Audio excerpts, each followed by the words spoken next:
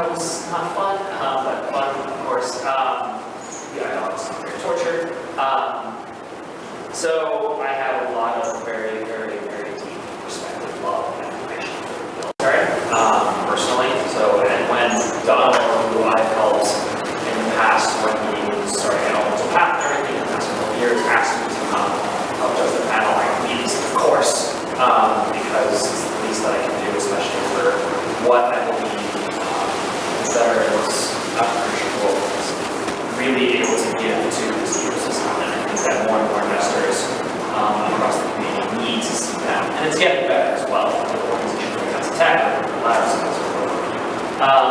So again, 10 years, first 5 years was in private equity consulting, so consulting from later stage side of companies, focusing mostly on the local consumer. My background is in biomedical engineering, focused on biomechanics, synthetics, orthotics, environment, private equity, consumer. Good question, but the firm was started and run by engineers. So pretty awesome to work alongside friends of your craft and work with a lot of amazing companies, especially in the chemical space. Transition to the startup world as the team, helped a dev shop basically just do business stuff until I met my person with my now boss at Prudential. So then we started the venture capital firm together, a consumer products focused VC firm called Brand Country. It's also based here in the Scale New York office. So I was there for 3.5 years from the beginning of 2014 to last August. It focused on seed investments, early stage investments into local consumer products. Companies you may know, Warby Parker, Birchbox, Harry's, Peloton, all deal with cousins. Companies like Aldridge, companies like Lola, Rockets Boston, The Wing, like one of the most successful consumer startups.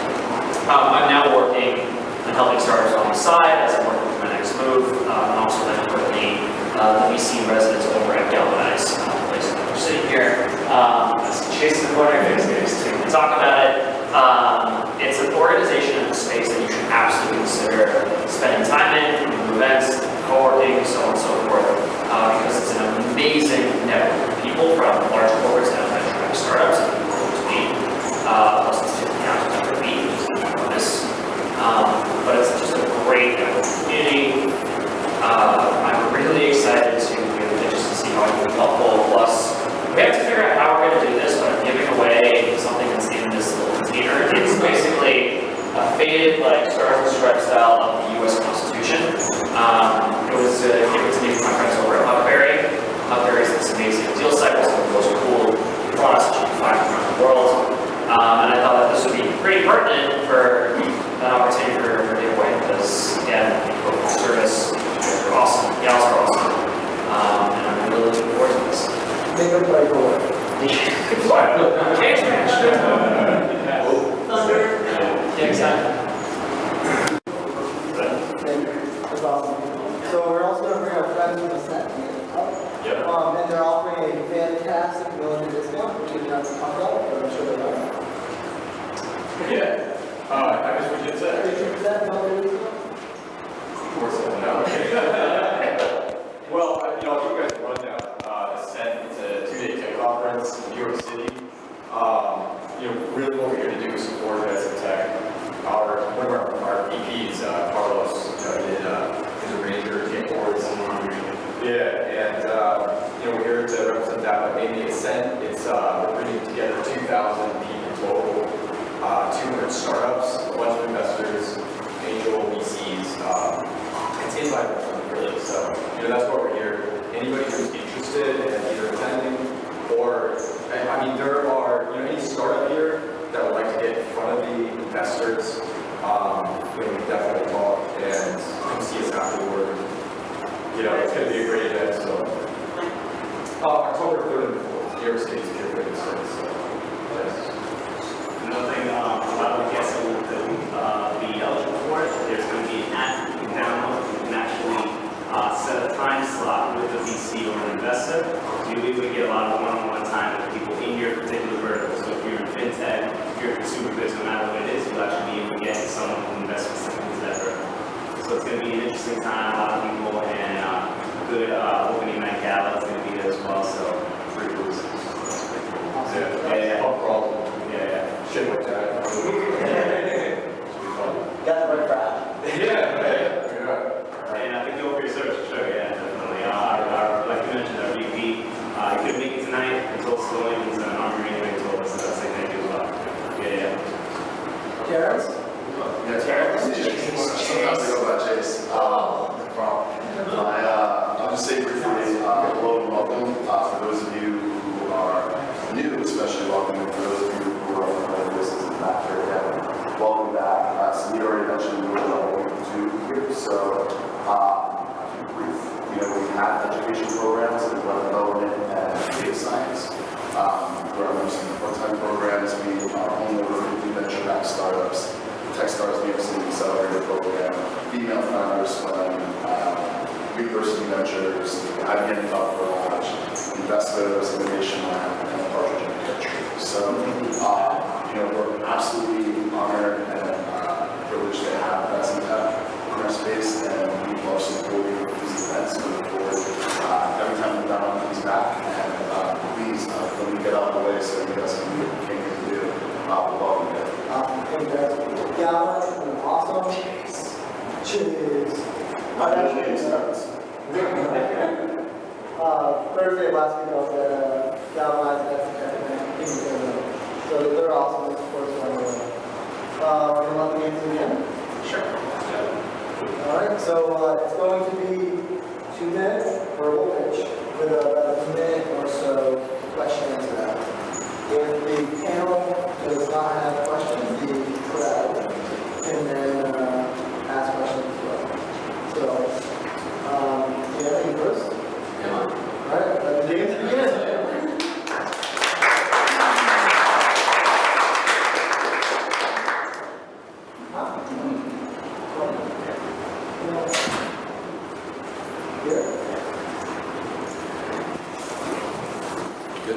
Yeah, you get an extra 30 minutes. 30 minutes. Cool.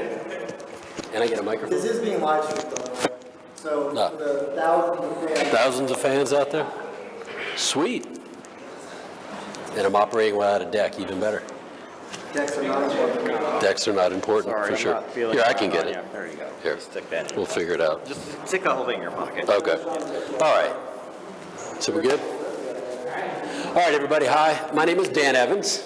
I'm the founder of Storm King Analytics. I'm going to give you a quick introduction to a platform that we're developing right now. We actually have a working prototype called Vumbua, which is Swahili for discover. Quick background. So I'm a retired Army officer. I was an infantry officer, operations research analyst. My last job in the Army, I taught economics at West Point.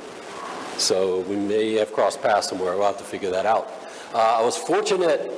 The idea that I'm briefing was actually born at West Point. So I ended up working at a research center after I retired that studies the math behind terrorism networks. And as part of this work, I ended up spending the majority, of the last 5 or 6 years on the African continent.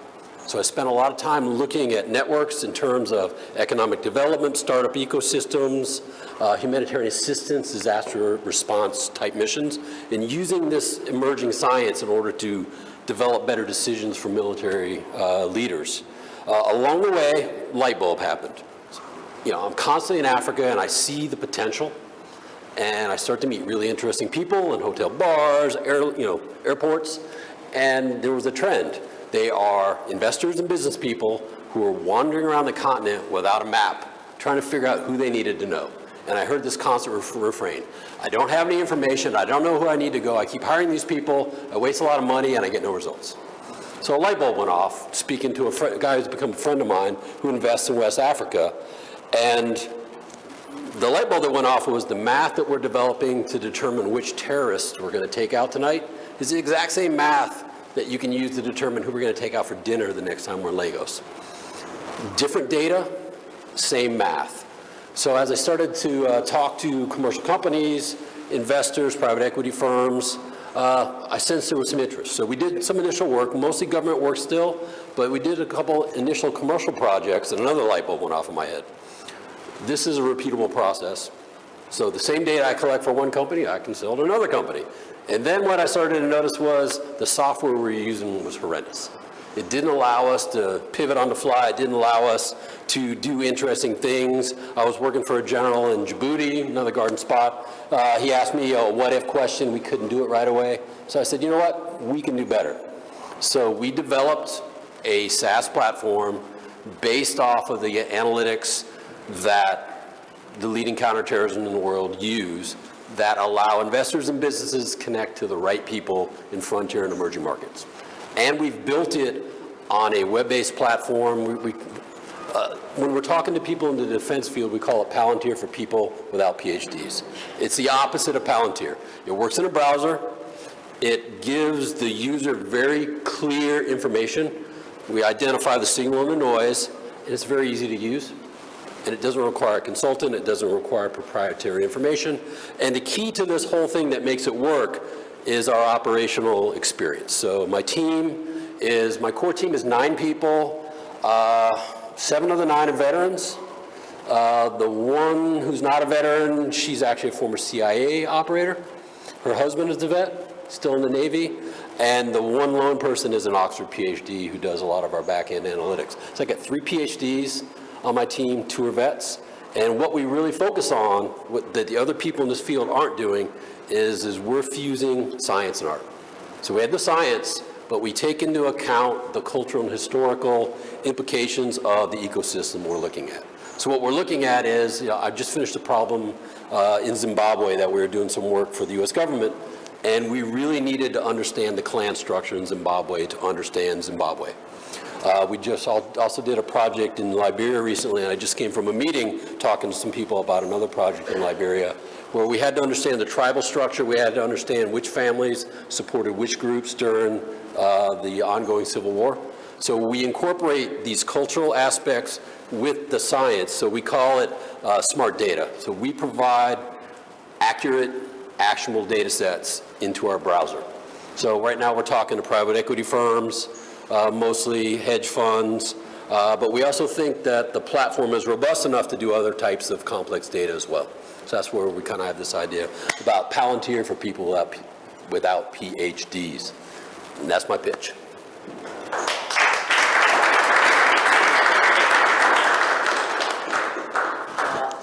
Dan, I know that there's a little bit of a slight behind as you can't, you don't have your... Yeah, it's a very visual thing. If you don't mind walking me through, like I'm very familiar with Palantir, Yeah. obviously, but can you walk me through your UI? So like if I were to log into your web-based platform, Sure. what would I do?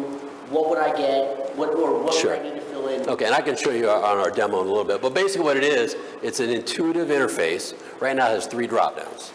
So you identify the continent, the country, the sector, click the button, and you get an interactive network diagram that allows you to self-explore, and we highlight all the key people and groups that you should know based on the background. So our goal was to make it very simple, and we're still working on it a bit, but some of the initial feedback I got from one of our first customer discovery interviews was, I'd like one of my analysts to be able to use it in the shop, give me 80% accuracy now, and I want them to enjoy using it. I want them to smile while they use it. So that's our goal, is to our user interface. So right now it includes, when you click on a particular piece of information, a baseball card opens up that has information about the person, all the things, why they're important, and and we give you a top 10 list. And we have a couple of innovative visualizations we've developed as well. And then my second follow-up question real quick is, after they find that, I guess, like Spiderweb Network or individual Sure. that they might want to contact, do they then come to you and ask you to make the connection, or do they do it themselves? Well, that's, our thought was initially we give the customer enough information that they can come back to us with much more focused, targeted questions. So we could have more customized engagements if we need to, or maybe it's just enough information, because built into the platform, for instance, if we tell you you need to know the following 5 people, you can also identify within the visualization who you might already know, and it gives you the optimal path between them. And kind of the example I've been using is a lot of product out there right now is a telephone book. So there's a couple of potential competitors we know that have produced telephone books. What we do is we identify who you need to know in the telephone book. A telephone book works well if I know I'm looking for you. But if I don't know I'm looking for you, it does me no good. So what we do is we basically bookmark and say, this is the person you need to know, and give you some options about the best way to get to know them. And then later on, based off of some government work that we're doing, so on the government side, we've done some additional work on this, where we're talking about intervening in networks in order to create desired outcomes. That's So we're going to be giving, it's a decision recommendation engine based off of how do you outmaneuver your competition. Quick summary, have you made any revenue and are you raising money? All of our revenue right now comes from the more traditional consulting side. The software, I just had a meeting last week with some attorneys.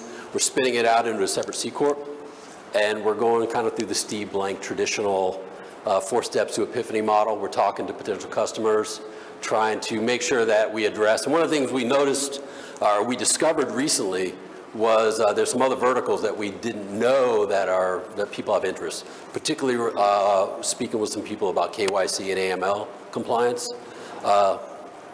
Okay. Good time for it? Sure. So financial question, are you looking for money? Yes. How much? So we have a SIBR in right now. We're waiting on that. So in the meantime, we've gotten a lot of traction over the last couple months. So we're looking right now for $500,000 pre-seed. Just talking to the attorney about getting smart on safes. And yeah, we want to keep the traction going. And our thought was we should find out about the SIBR in November, December. And based off of where we are then, we can reassess whether we need to raise more money. Obviously, the SIBR is a kind of a no-brainer to take if it's offered. And what are you going to do with money? So we're going to build the next version of the platform. The other thing that we learned from the KYC discussion I'm going to be in Geneva talking to some bankers at the end of the month who have some interest in this, was we need to improve our data collection. So one of my team members who's a PhD in computer science has an idea about creating what we've called a collaborative machine-human data ingest tool. So it involves some machine learning and some web scraping, but it also fuses this art and science. So the ability to pull in data more quickly than we do now, but with a human expert who double checks the scrape. The other people I've spoken to about scraping, their results have been not useful for me. So what we want to do is build those 2 pieces, and then we have a targeted list of marketing events. Just 15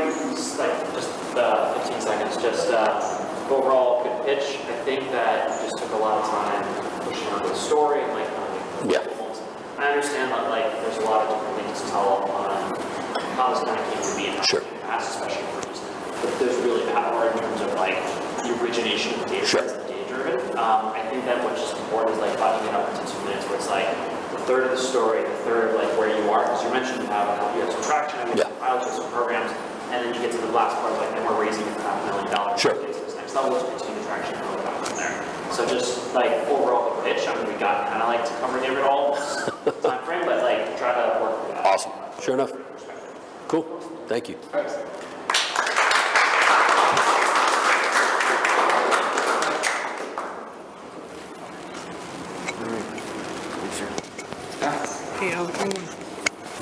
So this is being live streamed?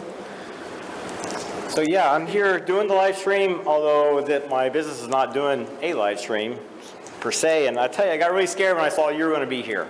Because last time I saw you, I threw up right in front of you. I don't know if you remember that. I remember that. And I was like, yay, Smeet's going to be here. He's going to remember that time that, oh, we don't want to talk about it. I just got really sick that day, and I don't know. It wasn't you. I'm just telling you, it wasn't you. It was all me. So my name is Michael Holt. I'm here to talk about Real Broadcasting Company. And so, you go home after a hard day's work, a hard day at a startup for all of us.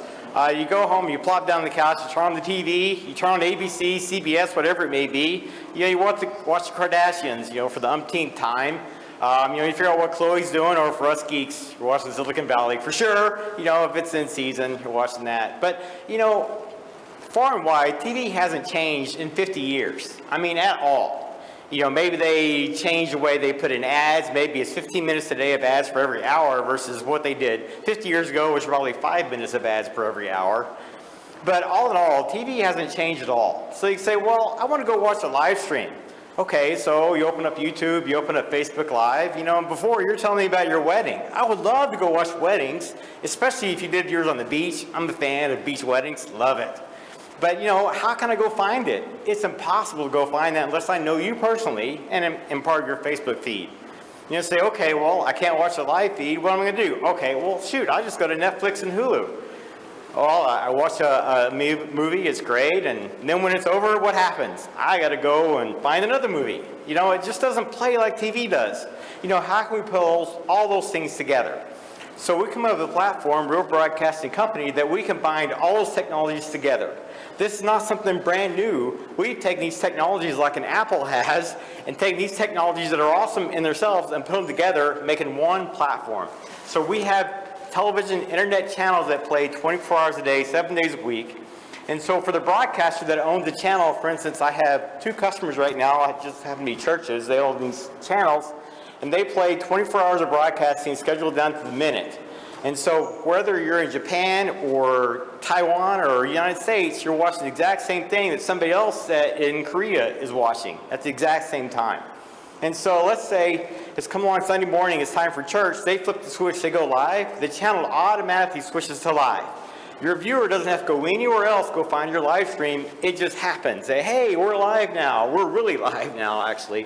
And so then they broadcast and then they turn their live switch off, it goes back to whatever the schedule is, which comes in really handy for quite a few reasons. One, you could schedule a commercial in the background so they could stop going live, the commercial would play, that's pre-scheduled, then they go back live again, and it's like having a whole back-end broadcaster in your backyard. For a viewer, I can search my site, this site, by location, category, and keyword. You know, where can you find a live stream by location today? You can't. It's impossible. So that's one of the reasons why I built that into my platform. So what we've done is we've taken all these synergies, put them together into one platform, into one place that nobody has to go and search the internet far and wide to find content to consume for live. And that's Real Broadcasting Company.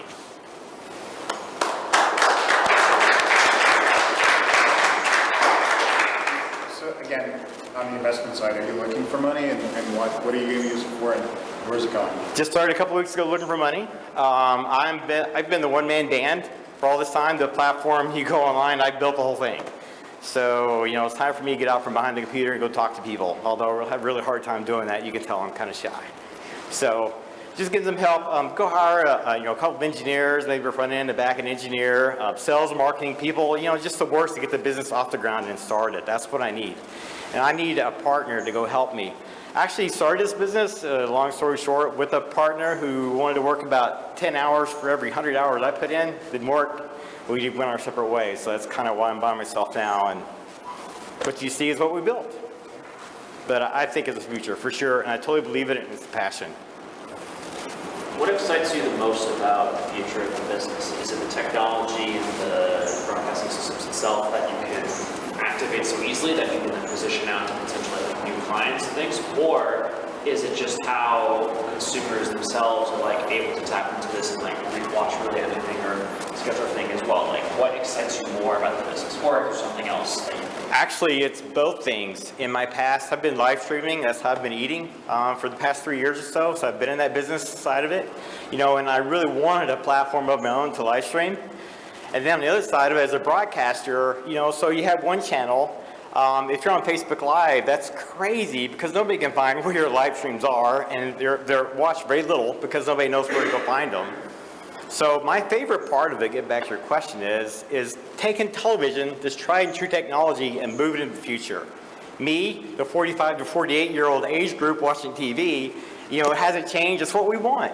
My kid, 14 years old, it's punishment for me to get her to watch TV. It's like, Dad, I want to spend time with you. Why don't I watch TV? That's okay. I've got other things to do. You know, so now we finally got a platform we can put everything together and bring television into today instead of being what the past was. My goal is to change it into the future. I don't know if you've been up or not. You remember a person named Meg Whitman? Yes. HB? Yeah. She just announced a company called New TV. Yep. They just announced $1 billion in funding. About 80% of what they announced is what my platform does. It blew me away. I was flattered and then scared to death all at the same time. Yeah. So, well, it definitely shows proof of concepts because every single studio is invested. It's going to happen sooner, and you know it's time that you know I want to get my foot in the door and help mold that future. Yeah, I think it's important. Interesting. Sorry. No, definitely. I was more trying to get an understanding or based on when people want to actually give you their live stream how does that process work? So let's say I'm live streaming an event and I want it to go on Real Broadcasting. Would they come to you? Do you ask them for their geocodes and specific hashtags, or do you guys kind of do that through AI in itself? Kind of educate me. Right. Oh, sorry. There are great resources out there for an event streaming. I'm not one of them. Okay. Today. In the future, yes. And that's for an idea I have in my head. You know, right now we have an MVP product. Okay. But yeah, in the future you come to us today, there are better places to help you. Right now, I'm looking to build channels that have 24 hours of content and at least be live 3 days a week, at least. You know, somewhere live, so that it stays fresh. For instance, a school's broadcasting Chemistry 101 at 8 o'clock in the morning, and it's broadcasting a volleyball game at night. They finally have a TV station all of their own that everybody in the world knows where they are. That's awesome. All right. Thank you.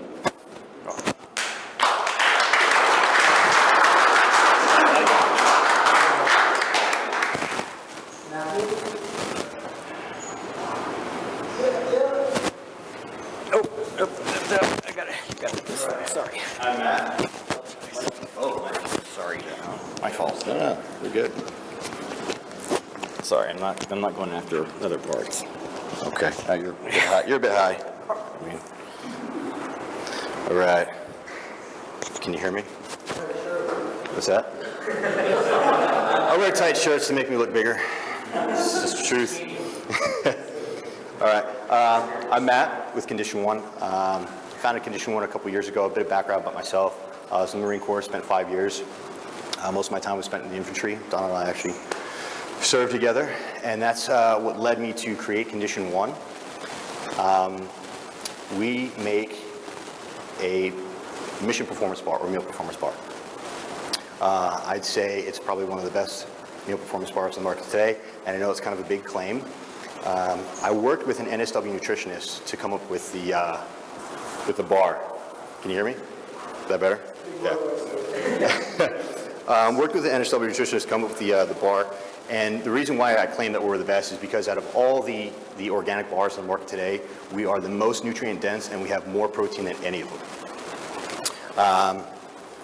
Over the last 3 years, we've been primarily an e-commerce company, selling direct to consumer online using an order bake ship model. So another way we stand out is everything's always fresh. Customers go right on our site, order the bars, it gets made and delivered to them. Last year, we did about 80K in sales and broke even out of a small bakery in Brooklyn.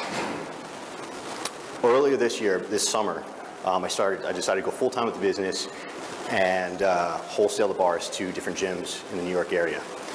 Within about a month and a half, we totally capped out our bakery's capacity, and we're now selling at about 30 gyms in the tri-state area.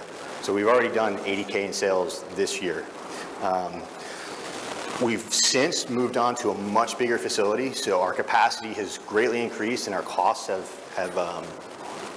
like gone down a lot, thus much better margins. Our goal over the next 2 years is to acquire 20% of the CrossFit gyms nationwide. So we expect that to produce about 8 million in annual sales. And that projection is based on assumption of each gym buying 10 boxes per month. And what we're seeing right now is they're already exceeding that. We are seeing gyms go through about as much as about 40 boxes in a month. So we're doing a raise right now. We're looking for a minimum of 200K, and we'll be putting that into sales and marketing, build a team, and start scaling much faster. And that's it.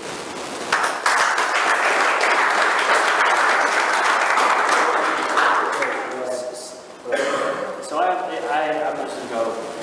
I have the unfair advantage here across all the other structures that Matt and I have known each other for about a year or two, thanks to the fun. So I've never seen the first iteration of this. You definitely come a long way, which is awesome. Starting with the pitch, you kind of nailed everything well in terms of the time frames. Obviously, we were leading a lot of the slides. So obviously, I took a couple points away from it, but like that's fine. What you were doing on that level of what information was from it was perfect in terms of it was like, what was the reasoning for it? Where is it now? What's next? What was interesting too was that, and we were talking about this earlier, is you're saying that you're doing a minimum of 200K, which I think is a good perspective to do it, especially because you're you're talking like angel investors to institutional or venture capital firms.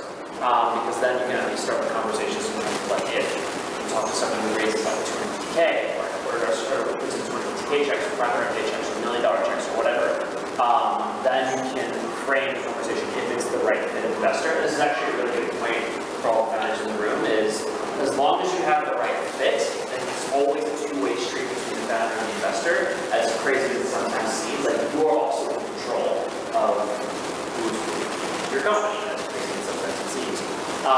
You can then frame the funds to it. So that's, I'm glad you did that. Overall, this is great. It's just funny because like I can't really ask questions about the product because I You know. did it already. So yeah. If I could expand off that though, like, I mean, the way that you did frame up the money, especially at the minimum side, talking about what you've done thus far this year, I mean, you clearly exceeded what you did the previous year and an extrapolated amount of time, and it's really performant to say of what you've been able to expand to. Coming from where I did when I was in the Army, we would destroy those.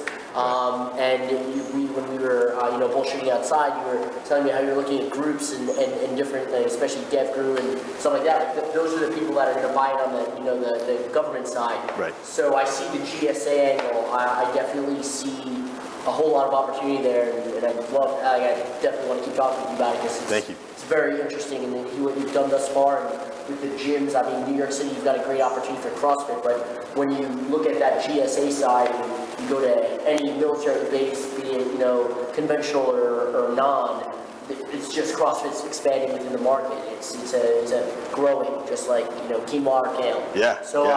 I love what you're doing. Thank you. I appreciate it. So maybe to blend the question with some feedback, right? Yeah. So the big thing why investors invest is they should get excited about what you're excited about. Right. Obviously, you know what you're doing. So why should someone invest in you? So maybe to kind of talk more about that and talk about maybe the return, if it's a financial thing or if you're doing something good for people, good for health, that kind of stuff. Yeah. I did my best to focus on like the metrics of the company and growth and whatnot, right? I mean, this is my passion. I love this. I've been doing this for 3 years, and there's just so many things I can talk about. I mean, part of it is we donate a portion of all our bars back to the veteran community, to different nonprofits, Recon Sniper Foundation, Force Blue, and Mission Milan. So, I mean, there's that aspect. I'm excited to grow this, to see it grow. I think the brand has a lot of potential. The product really is good. I'd really encourage you to just try it. Yeah. Well, and then part of what you're saying is you want to make sure that you filter out your investors, that Right. they're the right ones too. Yeah. Right. One of the things I really focus on is diligence is both ways, right? So as much as someone's going to ask you a million questions, you should respectfully ask the investor. When you get to that final stage, Right. make sure that they're a good fit. You don't want a crappy lead investor.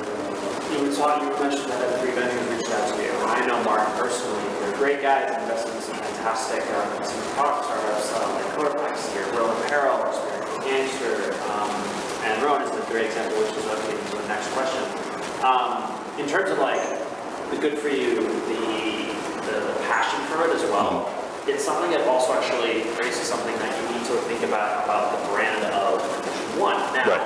I think that responding with, you've got the CrossFit community that's, yes, a bit of a cult of the atmosphere, but you said it too, it's like once you get them in, they just spread like wildfire. It's word of mouth advertising, word of Yeah. mouth.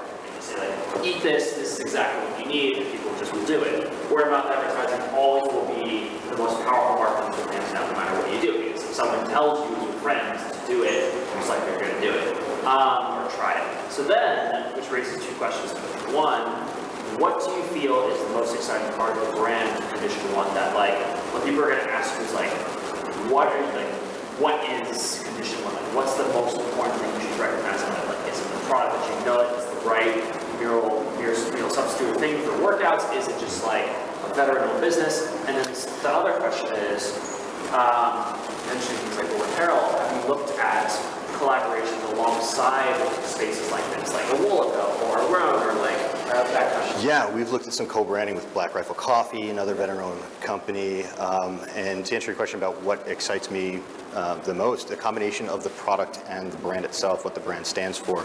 I mean, we're real food. We're food that performs. We're not fake. We're not phony. It's actually good for you, and it will push you along further. That excites me. Cool. I also have someone for you to talk to. Thanks. Oh, you need this. All right.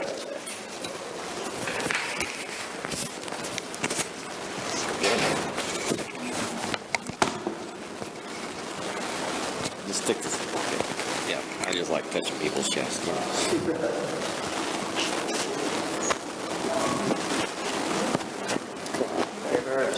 So I found out about this at 1 o'clock. This is my first official pitch, so I'm using the phone. Sorry about that. So my name is Aaron Green. I'm a former Marine officer, and I'm building the Harry's razors for voluntary carbon offsets. I want to significantly reduce the amount of greenhouse gases we emit in order to help make sure our kids and grandkids can have a healthy future and an earth where they can actually breathe easy. Right now, scientists say we have about a 1 in 20 chance of seeing a future where the only things we have to worry about are the extinction of the world's tropical reefs, the Persian Gulf going goodbye, and sea level rising just several meters. That's like the best case scenario. But it's more likely that by around 2050, give or take, there are going to be forests in the Arctic. We're going to suffer the loss of many of the world's coastal cities. Europe will be in a permanent drought. Polynesia is going to be swallowed by the sea. The Southwest in America is going to be uninhabitable, and the Earth is going to have around 200 million climate refugees. Like, that's the most likely scenario. Best case scenario is just goodbye to the tropical reefs. But the quickest, so it's critical that humans reduce and negate our carbon footprint, or else our kids and grandkids are truly well and screwed. The quickest way to achieve this is to significantly increase the purchases of carbon offsets by individuals people like us. Currently, people only buy 1% of the world's voluntary carbon offsets. And if we can get many people on board, that is going to it's the quickest way to start slowing the Earth's warming. And there's about a $300 billion untapped individual carbon offset market right now. The current market is very fragmented, rife with corruption, inefficient, difficult to understand, and it's almost impossible for the layperson to navigate. 99% of offsets are bought by businesses, and no one has cracked the code on how to sell to individuals. People who sell offsets right now are targeting businesses and hope random people somehow find their website and complete the very complicated buying process, which when I've gone to about 10 different ones, I haven't been able to get through a single one, and I'm looking at them all.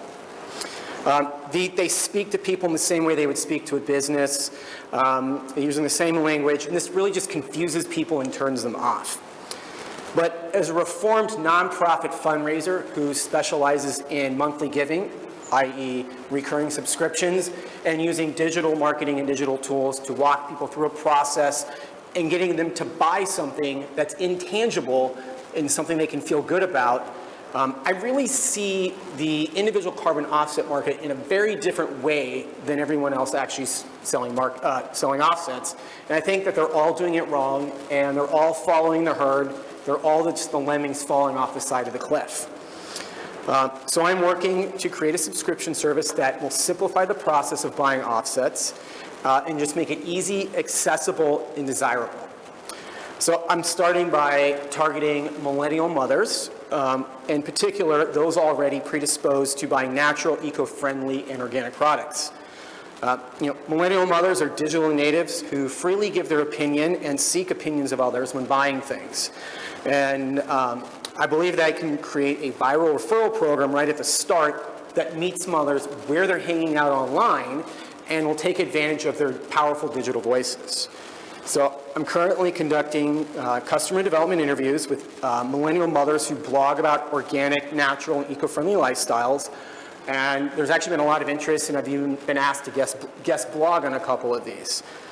So I'm currently in the process of incorporating. I don't have a name yet. I do have lawyers. I'm looking for mentors with experience in subscription services who'd be willing to sit down with me and take a deeper dive. Thank you.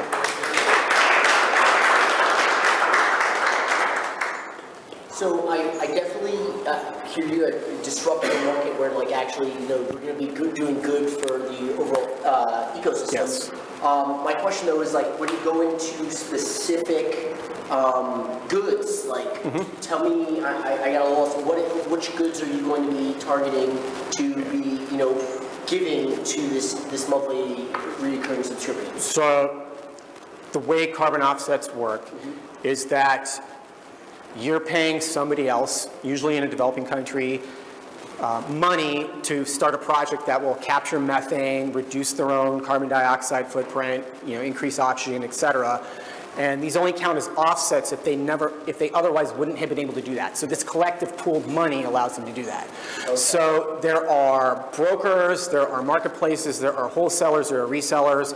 It all sucks. There's a few people trying to do blockchain marketplaces, but I don't think those are going to succeed if they can't actually get individuals to buy it, because we can't really count on businesses and governments to do it.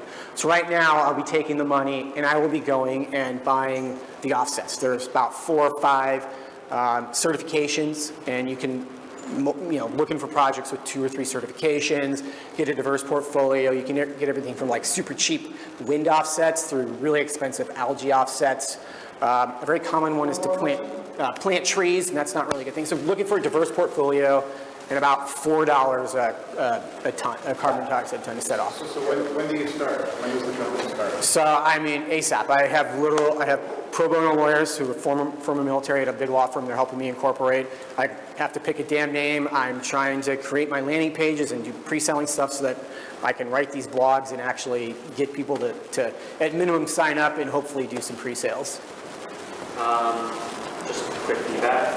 Yeah. That was a good solid 5-minute pitch. Was it 5 minutes? Holy shit. But no, I'm just saying it's a general level, like how you're going through telling the story. Because it was good in terms of like recognizing the problem, coming to solutions, where things are going through right now. Definitely see if you can find a way to cut down a little bit. Because like I think it's about like what you're focused on, get a quick background of what carbon offsets are, talk about the corruption schemes from it all, and then just like here's how we're going to do it, here's what we got the interest in, and then what's going to happen next. Cool. I think you can definitely get that. Awesome. Because I think what's also really powerful about this is that a lot of people don't understand, especially from the layman's perspective, like what carbon offsets are. And like, I think that once that's a lot of the opportunity, actually. Right, especially because when people recognize the real benefit of it, it's like, helping to like reuse the methane system, bringing it up to the next level. Like the general person is going to be like, fuck yeah, that makes a lot of sense. Like, how can I help? I think it's also going to be really interesting on a marketing perspective as well to get more buy-in aside from the fact that business. Cool. Thank you. And a quick confidence feedback is don't make excuses. You just kind of All right. just jump in. Good point. All right. Just jump in. All right. Thank you. Thank you. Yeah. Do you know them? I know somebody who knows them very well. President. And the guy, Former president, also Costa Rica. Interesting. I know somebody said, Yeah, I'm good. They're looking for Stick it somewhere. some of our actually our coworkers is actually. So I got it. Okay. So I actually. So I got it. Come on. Not that I Yeah, the president. Well, I'm not routing it through my shirt or anything either. Also, another point is that a study just came out today that by the end of the century, most of the Earth will be uninhabitable. That just sucks, Right? Whatever, I'm gonna be gone. I got no kids. I'm not kids. I'm good. All right. Hi, for those who don't know me, I'm Lana Duffy, and I am the founder of Pathfinder.vet, and I am also a U.S. Army veteran, and I went into the service with an engineering degree, an engineering master's, not a whole lot of common sense, so I decided to become enlisted instead of going officer, and worked in the intelligence fields, So I had this great engineering background, and then I did 10 years of service for my country, got hit by an IED, got a Purple Heart and some walking papers. And for those who are not familiar or not military, when the military sets you out, it doesn't matter your background, doesn't matter your service. They just hand you, maybe if you're lucky, a front and back sheet of paper that has the local resources on it. Then if you start looking for stuff, you have 46,000 nonprofits, you have all these corporate programs that are trying to raise money by doing great things for the veterans and hiring and mentorship, and schools each have their own program. Everybody's got a program, and then you ask the federal government to try and help out too, and then you get stories about the VA. So where I came into this was saying, I have no idea what to look for.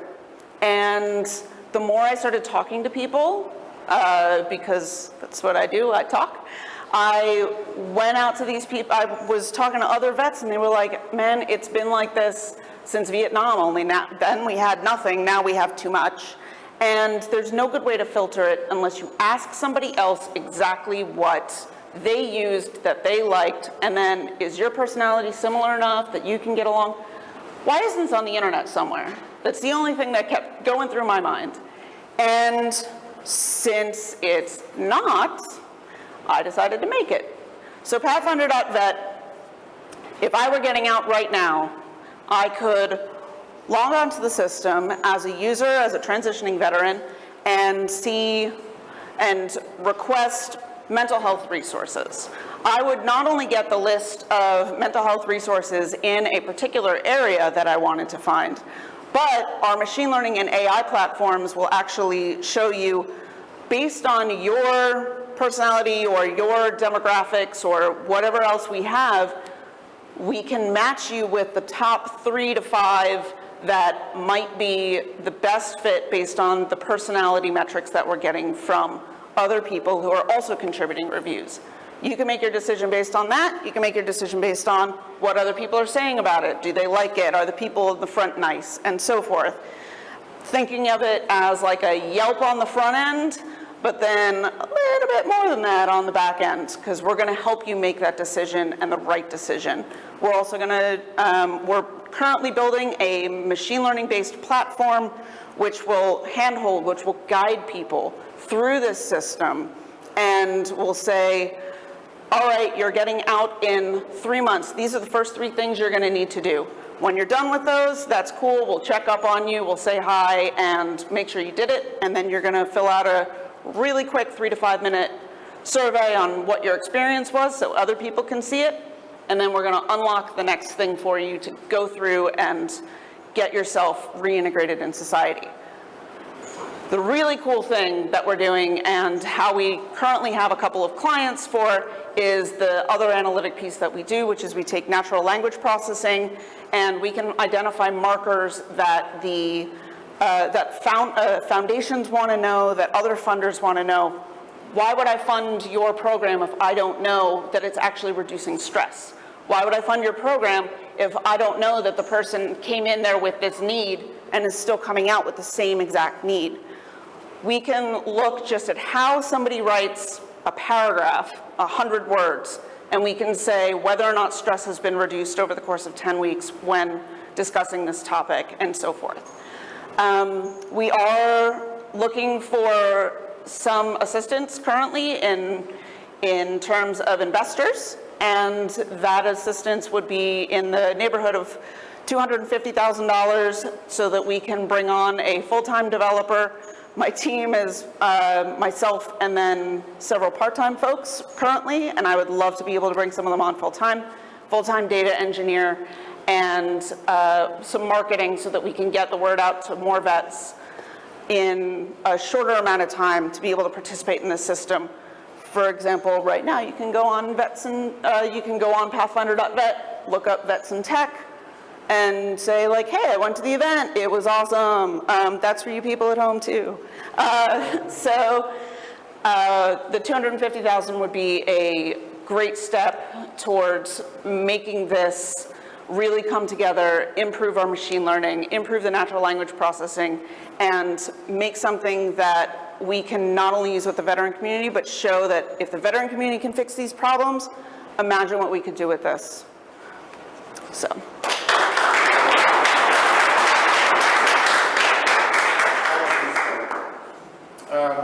So you already put the system together? Yes. Is that right? Okay. Yeah. And then you're going to get the scale. What's your timeline? So we are, because everybody's part-time right now, it's still pretty piecemeal, where we build out critical pieces as we can. In order to be able to have the full system completely built, if we had full-time folks, we would be able to get to a point where we're just doing system improvements within the next 4 to 6 months. And then it's just improvement on improvement on improvement. So that's the fun part about machine learning, I guess. What I think is just really interesting about the business model itself is just the accountability perspective in terms of working with clients and getting on from there. Because I think it's a great way also of calling out organizations that are saying that they're doing stuff for veterans, but it's also like recognizing it from that level. Which then raises another key question, is that how have you thought about various ways to make revenue off of Pathfinder.vet? Because, I mean, I guess on a personal level, like, you definitely want to make sure this stays free for veterans. Right.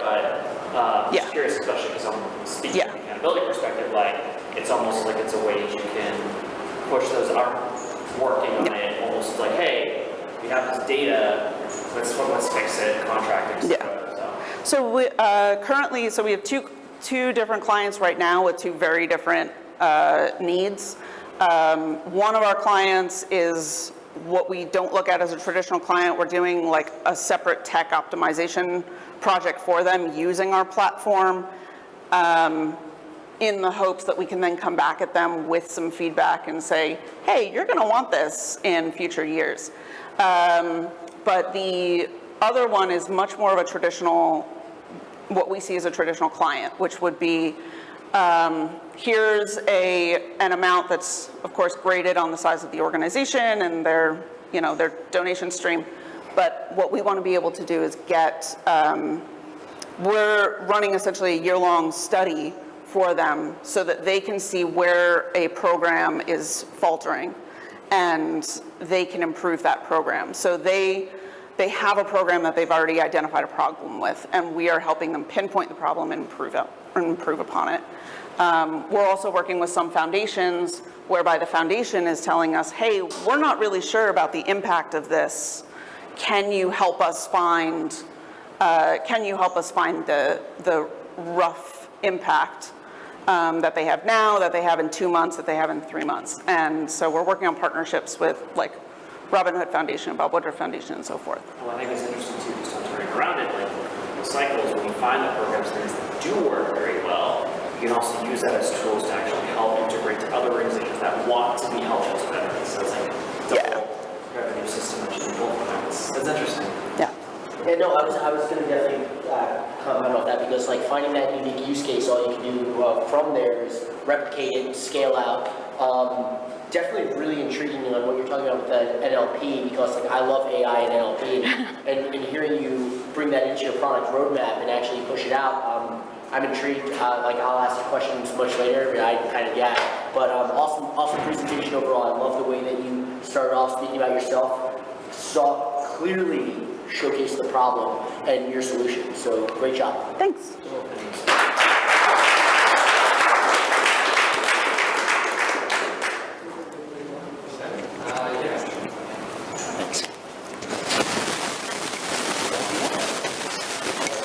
All dressed up and no place to go. Just stick that in your pocket. Yeah. I got it. I'm good. Thanks. So my name is Mike Kim, and you can find out about all my craziness and all my projects through MikeKimVeteran.com. MikeKimVeteran.com. I was a former monk and also in the military 3 times, going back to 1987. I'm also the first Korean American VA director. I directed the largest combat trauma war readjustment unit in New York City. Actually, it's out in Queens, so it was a 4-hour commute each day, and I basically did that for 13 years. I lost my child visitation rights in the process. I lost my life. I deployed to Iraq. I came back a different man. I never returned to the monastery. And that's what led me to pretty much set up my project, and that is askamonk.com. Well, actually, it's Ask a Monk, and you can get that through MikeKimVeteran.com. The thing about it is I'm working private practice because I left the VA because I was tired of it. And I believe that we have to move towards a period of accountability, like what all of you have mentioned. And I think what you all are doing is wonderful as far as trying to, use technology as a way to improve the world. But not only that, you're using your sense of self. I'm also at Columbia University, the organization and management department there, working on a doctorate, and I'm looking at the power of story and seeing how story makes an impact, not only in my life, in my story, as far as a guy who deployed to Iraq as a 50-year-old, surrendered his commission and went in as an enlisted man and ended up being an assistant team leader for a tactical civil affairs team, but ended up really screwing up his life when he got back. And I think a big thing that we need to look at is accountability as far as setting up a health grades type of system for veteran services, much like what Alana was talking about. But we really need to use technology as a way to kind of grade the services within the VA as well as without those services outside of the VA to really bring out the stories of the patient, the client, the vet, as well as the story of those helping in that process. And so my work is not just in private practice, but also in facilitating groups using the model of transformative learning. You could look that up, transformative learning. I have a published book chapter in Stories of Transformative Learning to understand how to use this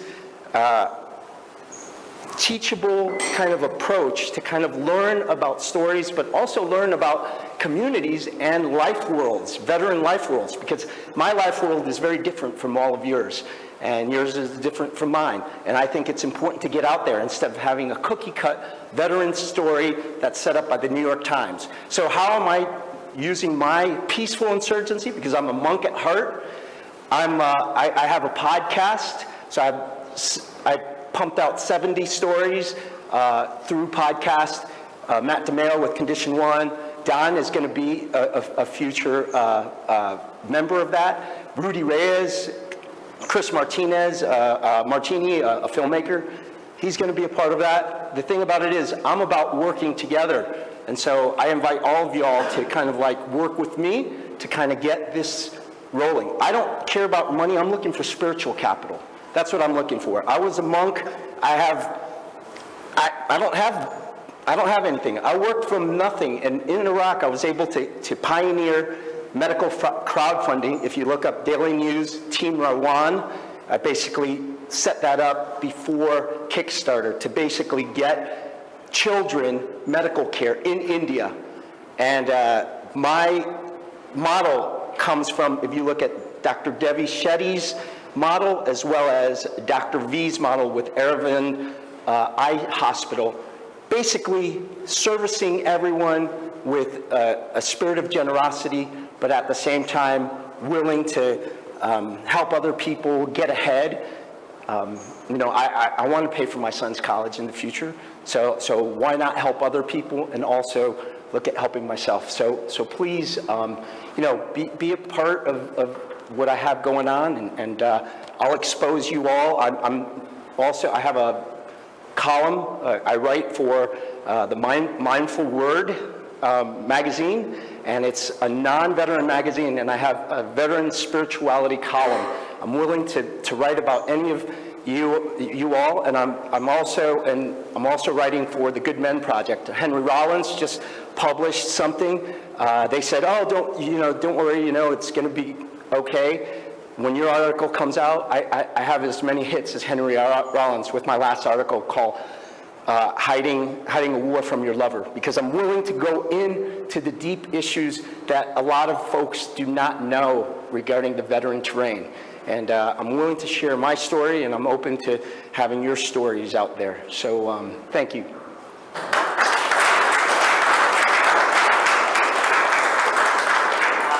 I really want to know, like, first off, I'm interested, but what's your plan to scale out your market and push out? Like, what's your marketing goal to get your name and your podcast out there to kind of just get a bigger audience? Well, that's why I'm here. Yeah, So that's why I'm here. So my big struggle is I have solid followers for the podcast, for, like I got, like 700 hits for, shares for that article that happened last week. But, why can't it go into the thousands, right? So that's why I want to rely on technology. Heidegger, the philosopher, wrote a book called The Question of Technology. And I asked that question. How are we going to use technology for greater truth, right? And truth in the sense of big truth, as well as the truths that we live out day to day. So that's important to me. Yeah. How open are you to finding a co-founder? I'm open to it all, because I come from a monastic background. We had to work together even deeper than the military in many ways, because we had very limited resources. I mean, the Dominican friars set the tone for the Renaissance period with nothing, and so I'm open to it all. Any type of partnership. Think about that. Think about finding someone that has that skill set. Yeah. Get them sold on this. I mean, it's a really compelling story. Right. Well, I'm also working on an executive MBA at Fordham, and I'm trying to gather some resources there. And but why not rely on you all as well, right? Okay. My buddy teaches at Fordham, so outstanding. Yeah. So I call you to task too. That's the best way. I'm just sitting here, just thinking how you have the time and the capacity to work on all these different things. It's I don't sleep. My readjustment issues cause me not to sleep. And you could look up all my stuff. Matt will tell you, Don will tell you. I pump out, go on the internet, and I make things happen. I started a veteran social service program called Veteran Spiritual Fellowship. It helped a lot of veterans. I don't ask for money. That's the whole thing.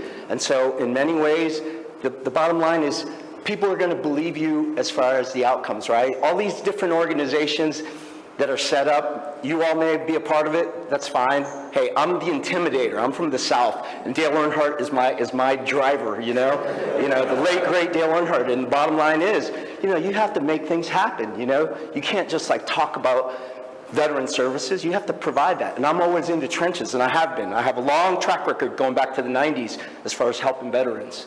And that's... I'll piggyback on that. I first came to New York in 2011. And I was looking for any job, and I couldn't get a single job in New York.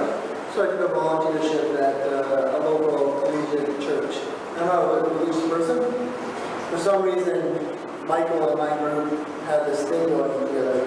Probably because it's a psychoanalysis thing, but he had a huge impact in my life. I was searching for what was next, and out of all the veterans. Thank you. It's probably my goal. And you're actually, I grew up in the South, and it's like, Jesus is my co-pilot.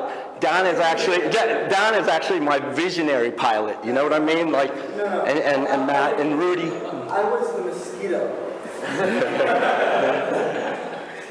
So, which then raises an interesting perspective of what you're building from this, because I think having a co-founder, I think, would be interesting, but it's not even that you might not need even a co-founder. It's just also, just keep thinking about your ask. It's I just need people to kind of believe from it.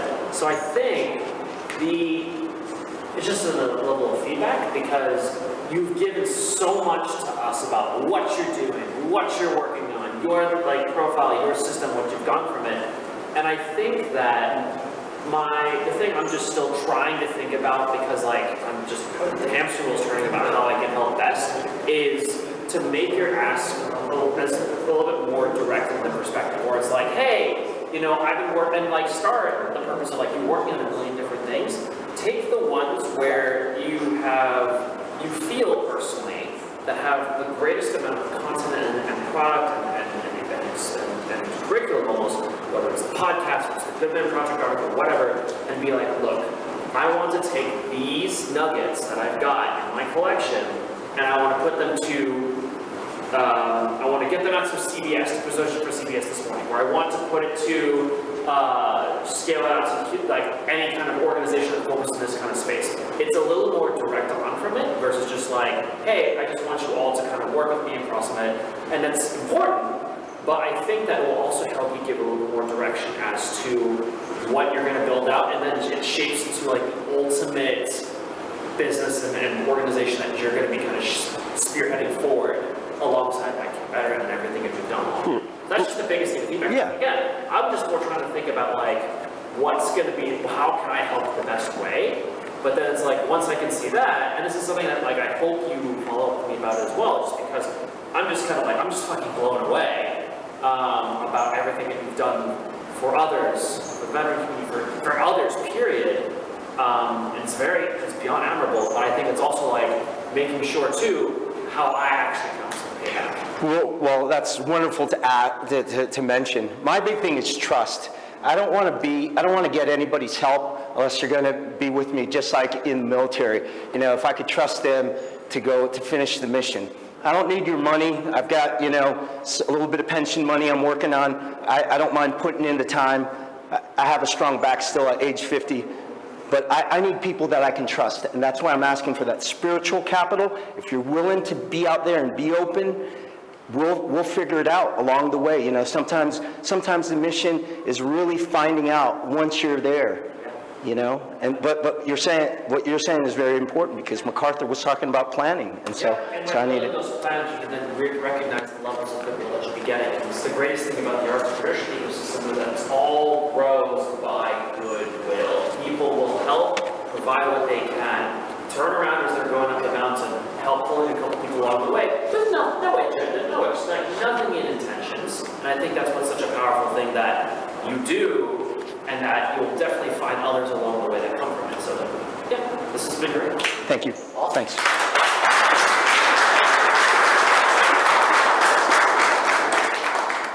this has been from the awesome. No one's for yet, so we're good. Yeah, I can help. Good. Thanks. Through just awesome. Here you go.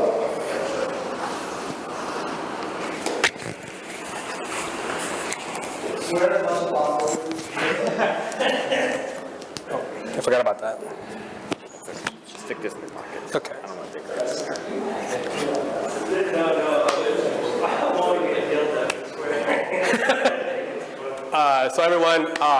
Hello everyone, my name is Danny. Today I'm going to talk about FloorMind. So globally, 1 out of 4 adults suffer from mental health challenges. And a statistic that's very unfortunate is that 50% of these mental health issues actually begin at age 14. Not actually when you're an adult. You start developing certain issues due to various reasons, right? And that got us really thinking about what is really happening during that time. So we started talking to high school teachers, high school students, parents, and we realized that the high school years and the years before that are very turbulent times for adolescents. They are experiencing a lot of different emotional needs, as well as needs to grow up and develop different social capabilities and skills. And they're also dealing with becoming an adult. However, in the school system today, there's really no system to help support them through that process. So they're going there, learning the curriculum, learning all the different things like math and reading, however, not really prepared for life. So my co-founders and I started a company to approach mental health issues in adolescents through education. And we're developing a mental health curriculum that will be delivered through 2 different methods. The first method is workshops to after-school programming, in which we will directly interact with students and teach them self-care skills, mental health knowledge, as well as strategies for improving emotional intelligence and coping and dealing with others. The second step that we want to deliver this is through an EdTech platform that we're going to deliver it digitally, so students have access to a resource inside and outside of the classroom.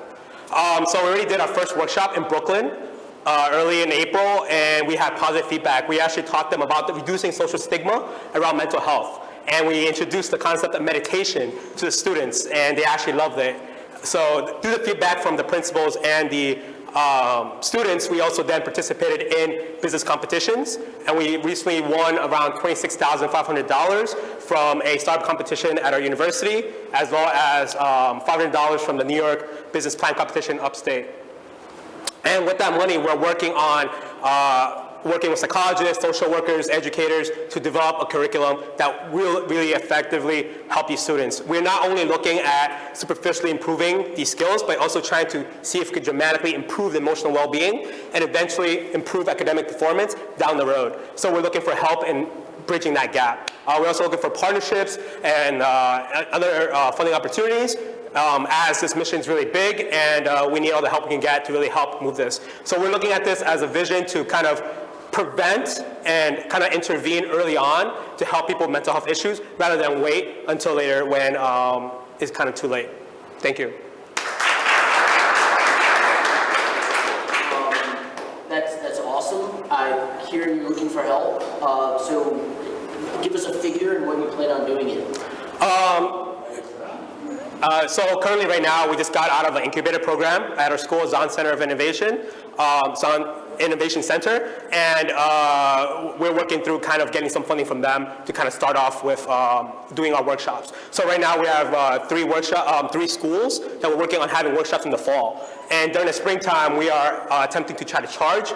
So if we don't have revenue coming from them, we also need funding to help fund it for the rest of the springtime. So currently we're not looking for a lot of money because we're just trying to start out, we're early and we need results. So I would say $50,000 really just to keep us funding and also to pay full time for interns as well as marketing costs.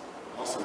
Thank you. And what do you see for scaling from that? So like, let's say your roadmap is that $50,000 for this fall or this fiscal or educational year.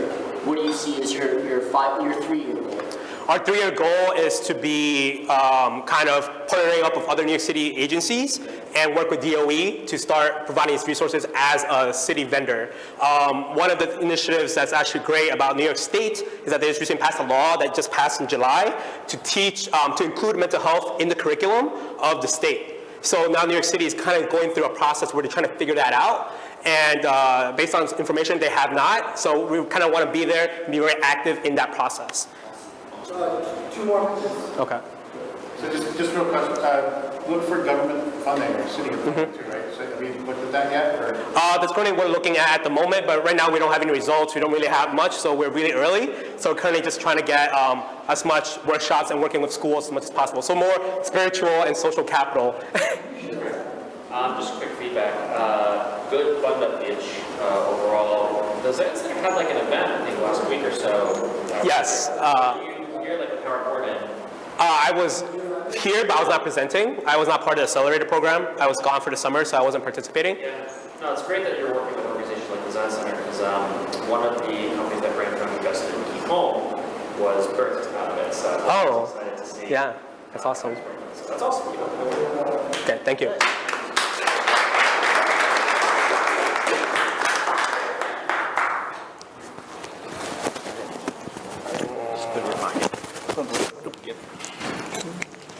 I'm not finishing anything. I don't know what it is. Just put a nipple. Please no. Oh, no.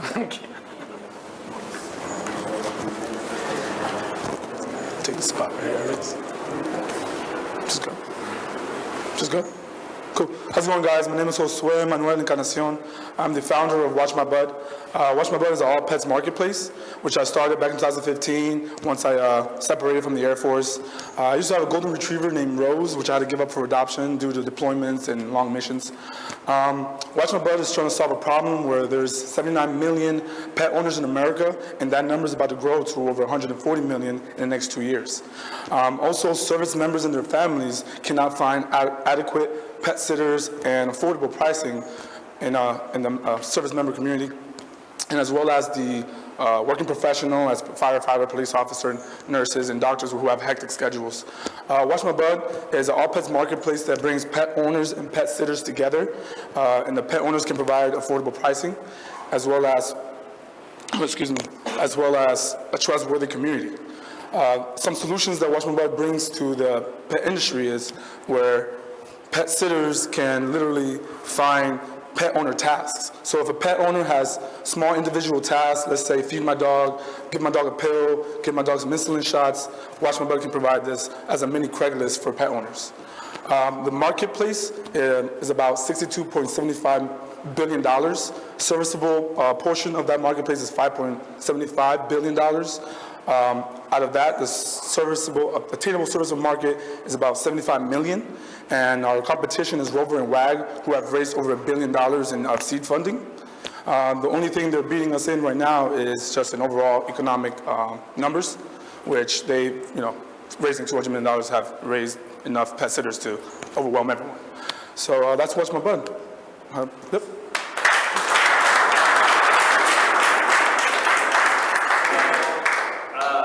Was that 2 minutes? Was that like a minute or 2 minutes? That was good. Was that like? It was like, No, I was just taking this out. That was the only one that was under 2 minutes. So I think you could definitely like slow it down a little bit because I totally get that you're just trying to make sure you get all the information from it, especially on the addressable market. And yeah, like when you're walking through this, I was like, Rover, WAG, oh my god, like because they are SoftBank, etc. How are you vetting the pet sitters themselves, and also just recognizing the opportunity because like it's heartbreaking, like as a former pet owner, like especially for military service, if you up from it. Do you have some interesting testimonials to also share with them as well, like testing out from right now? Yes, we've had our flagship customers already. We just had a booking about 2 weeks ago for about $400, about a week and a half worth of pet sitting care. What was the first part of the question? So how are you vetting your... Oh, yes. I'm manually vetting pet sitters myself and my brother through, visually talking to these individuals, asking them some key questions, and seeing what experience they have with pets. Because you can't just have a novice, beginner, never owned a pet person just want to go up, sign up, and become a pet sitter like Rover does. Rover doesn't really vet them completely. They just have people sign up, and half of them are not even using the platform. They're just there taking up space. So that's one thing. And the testimonials I've had is my brother and myself, we're part of the platform. He has a member of the LGBT community who was selling a home in a different state, and he didn't have adequate pet care. So we did a little bit of small Facebook ads, and he found Watch My Bud and my brother on our platform, and just the fact that my brother was a Marine Recon veteran who was actually trying to pet sit a pet, I was like, whoa, that just surprises people that a veteran wants to serve people more and provide pet sitting care as well. So the guy, he jumped right on, and he's like, hey, can you take care of my Chihuahua for like about 2 weeks? My brother was like, yeah, this is the platform, this is who we are, and boom, they did that. Yeah. You mentioned WAG. How are you competing against that? How do you use that? Well, WAG just focuses on the dog market, dog walking and dog sitting, just as Rover does dog walking and dog sitting. They're trying to attempt to jump into cats, but they're not really like that kind of like brand. They've been branded for dogs.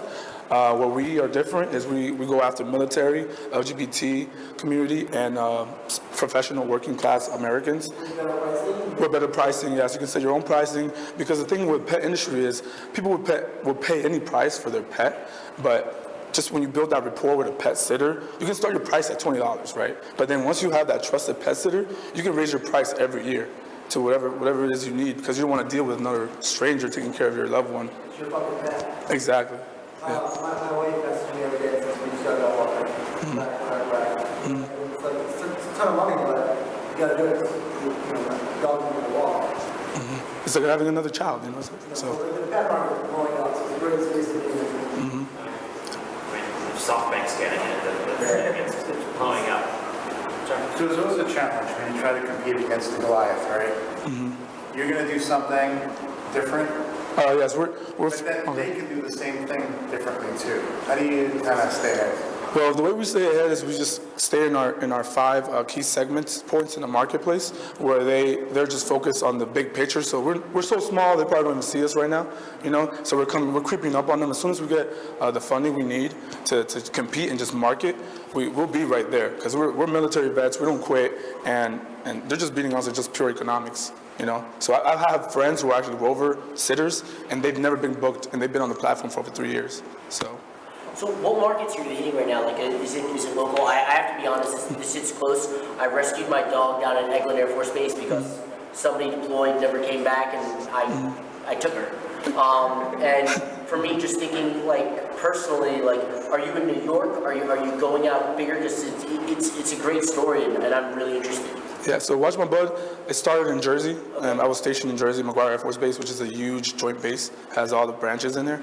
And currently I moved here to Riverdale, Bronx, Riverdale, New York. So I go to Manhattan College, and I'm building the platform from Manhattan College students and veteran students who go to my school, as well as my brother, he lives in San Diego. He's building it from San Diego on up. So we're pretty much doing a West Coast and the East Coast market and slowly like bringing it together. And then I'm talking to Family War and Readiness Centers. I don't know if you ever heard of those.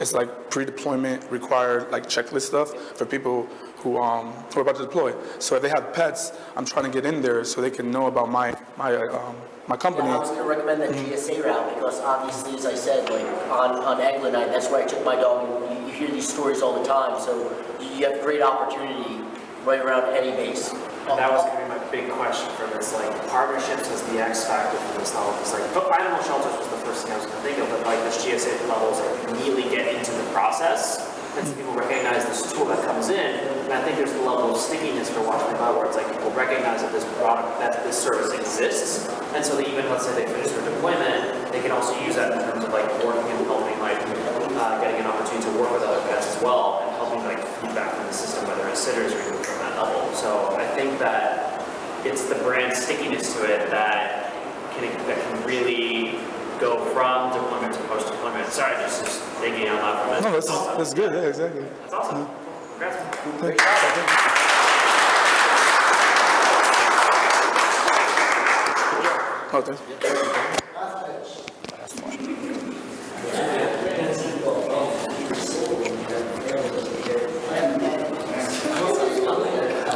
Hi.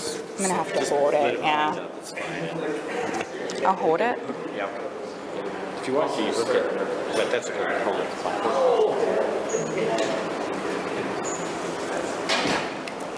I'll pretend it's my clicker, my PowerPoint. So you are? No, I guess I am. I just wanted to practice. It never hurts to practice. All right. Okay. Good evening. My name is Catherine Castrella, and I am the founder of Sunrise, revolutionizing the way veterans find work.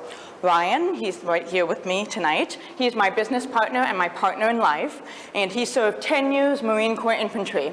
And his transition experience traveling, they don't know each other until tonight, by the way. So he transitioned from California, Camp Pendleton, into the unknown of New York City. And in doing so, his experience led us to write a piece of legislation to reform the Transition Assistance Program, TAP, for all of the service members in the room. And I'm happy to say that key measures in our bill are included in the National Defense Authorization Act of 2019. Now, the bill itself is the culmination of 2.5 years of research. And he and I decided that there are actually two primary issues associated with veterans transitioning back into the workforce. The first issue is that veterans are not finding the right job, the job that makes them feel like they are connected to that company and to those around them. And the second issue is that veterans often do not have the professional network to then go secure that job. So a lot of people have shared heartfelt personal stories today, and it's a testament to what this platform can do. Now, I want to take a step back though. In 2017, you have 370,000 veterans who did not have work. 44% left their first job within 1 year. And compounding that issue is 80% of all jobs are acquired through networking. Now imagine you're back in the service, you're in California like Ryan was, except this time you're not traveling to New York City into the unknown. This time you stumble upon a platform that connects you and matches you perfectly with a job in New York City. Let's just say Barclays or Galvanize. And you also, on that same platform, are able to chat with other veterans. You can watch a live streamed event like the one tonight, and you can connect with a hiring manager. That is the basis of Sunrise, a dual-sided platform that merges AI, job search and matching, with virtual networking. We are the only platform to be doing this, and why are we different? Our profiles are generated using an assessment in addition to AI. So gone are the days of resumes. You are not to be a name on a stack of resumes 1,000 deep. If you are a veteran looking for work, just simply to connect with others and rebuild that sense of camaraderie, then Sunrise is for you. If you are a company like Barclays, like Galvanize, like Vets in Tech, even if you're not hiring, and you want to share the fact that your brand cares about veterans, then Sunrise is for you. And if you are a VC who has additional questions about how we operate and our revenue model, et cetera, I'm happy to answer any questions you have. Thank you very much. I just have quick feedback. Like, that was extremely passionate. You clearly and concisely explained the problem, your solution. You had a great story. Great job. Thank you. Second. Yeah, the pitch was like, you're still working on that pitch? Like, it's a good pitch. Like, it's a good Thank you. solid level in terms of breaking down all the data sets. So let's unwrap a little more. Where are you now in terms of traction, in terms of users, in terms of things like, what are some examples of some of the companies and organizations as well? Perfect. So as I mentioned, it was a dual-sided platform. So as traction goes, on the right side, developing out proof of concept, which should be out October, November. But I work with Bunker Labs New York, and so there was a way to be able to tap into that network to test out the live streaming capabilities, build off the existing API of a live streaming platform, and test the functionality, and then piggybacking off of our work with the legislation. I did not have time to share, but we have key endorsements from major Fortune 100 and 500 companies like the Deloittes of the world. And because of that, I'm able to tap into that network to actually start hosting events or actually live streaming their events. The AI side, of course, is much more complex, but I have been just networking the hell out of this city, and what I have concluded is that I'll be able to use an existing platform and license out for the left portion. There is a assessment that is something Ryan and I worked with. It's a company based out of California. They have the best assessment I've ever seen, and they basically pop out a 25-page assessment on you. We'll be able to convert that into a metric system. So say Barclays, Galvanize, whatever, they know that they want this skill set on a level of 1 to 10, you'll be able to determine that this person is a 9 or a 10 and focus on those to interview, so that we can get rid of the fact that resumes are always going to be an issue. Resumes are always going to have some kind of screw up in it, and you're not going to convert, or it could just be timing. But to answer your question, proof of concept this fall with a rollout in fall next year. That's awesome. Thank you. Any other questions?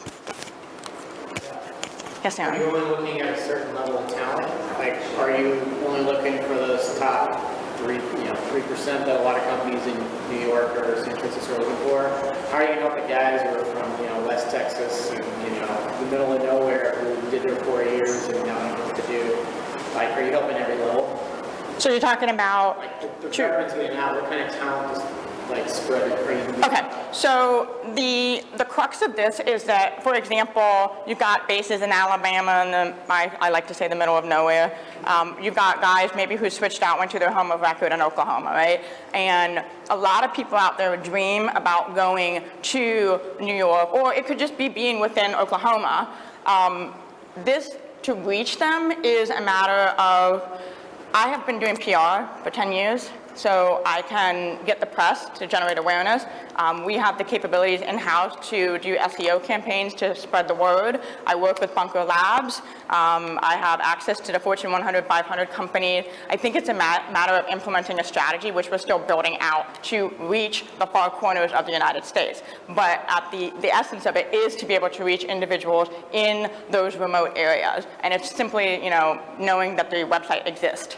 And you go on there, and then you live stream and you watch something like Vets in Tech. So now it's not 30 people in the room, it's the guy in Oklahoma who says, holy shit, there's other people like me, and I just I don't think I can get to New York, but maybe I should now. And then you can chat with the other veterans and then share your ideas and your stories and connect. In worst case scenario, if we can't give you a job, at least we can empower you. Awesome. Have you looked at I've worked with the Ranger Up campaign for a little bit. They're really finance focused. Which company? Ranger Up. It's a nonprofit. Okay. Lead the Way. Sorry, it's the Lead the Way Foundation that has yeah. a bunch of Ranger Up. Okay. But yeah, the Lead the Way Foundation, they are really, really focused on finance. You kept mentioning a couple of finance firms I know, and they're always trying to get vets. Ideally, they were always looking for within the soft community, but now they're expanding out, and a lot of students that are coming out. I just see you and your mission set kind of going along with them and what they're doing. It might be just something to look into. Super. And one other comment is that I wanted to mention this, given time constraints. It's really interesting. In 2017, not nonprofits per se, but the financial world, in combination with the small size, mid-size, and Fortune 100, 500 companies, they spent a combined $74 million just in recruiting veterans. And that's 100 firms as surveyed by militarytimes.com in their annual report. And so the market share is there. I'm not going to say, I'm going to go grab 374 million, but it's amazing that 100 companies, and that's not even the recruitment. So nonprofits would be our partners. That would be a channel that we would pursue for sure. That's awesome. Super, thank you. I appreciate your questions. Thank you.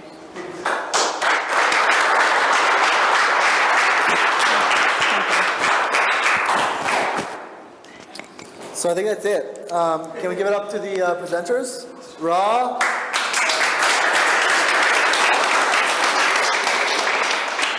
And the panelists. So just a little final feedback. Next month we have an event at PayPal, which I'm really excited about. And I think we're doing a December happy hour with Bunker Labs. Make it happen, right? And I mean, not Christmas Day, but around there. We're talking about big parties. Sweater. Digital ugly sweaters. Send an email.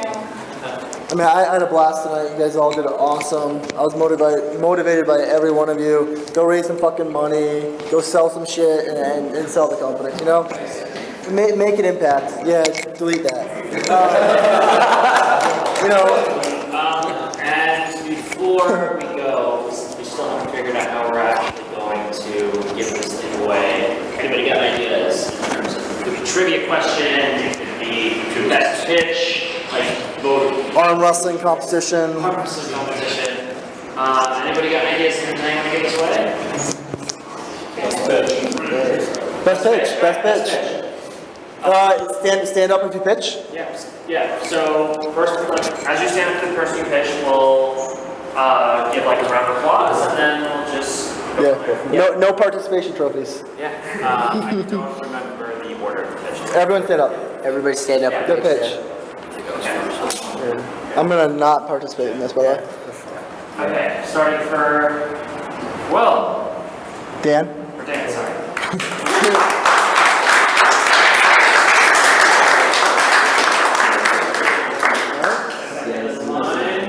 Matthew. All right, for Matthew. You have reason? Close. For Aaron.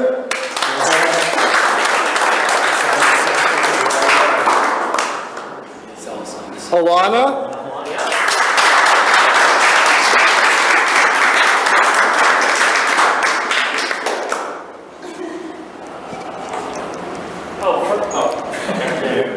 Okay. For Danny.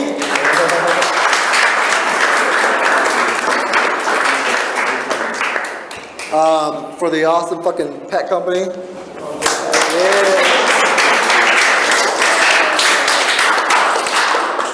For the live streaming company.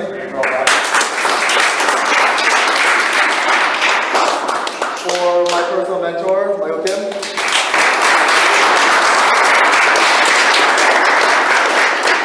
And Trina from Bunker Labs.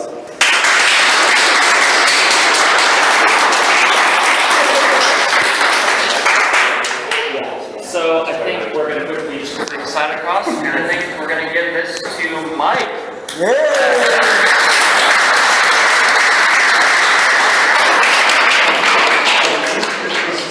Really important for me, seriously, because I love the VA. People know my story. I freaking, I love the VA and the vets, but I don't like certain order followers, and we experience those in the military and outside of the military. And the thing about it is that every day that I left the VA, found the grace in like these little events I get invited, and I get energized with you guys, you know, and I start redefining my life, you know, because I have a 7-year-old son, and this is important for my son, for him to see that I'm doing something with my life, you know. So thanks.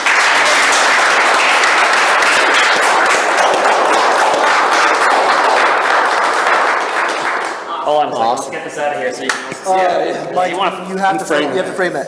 That's the most important thing. I've got like a Dallas Cowboy chin. That's going to be right next to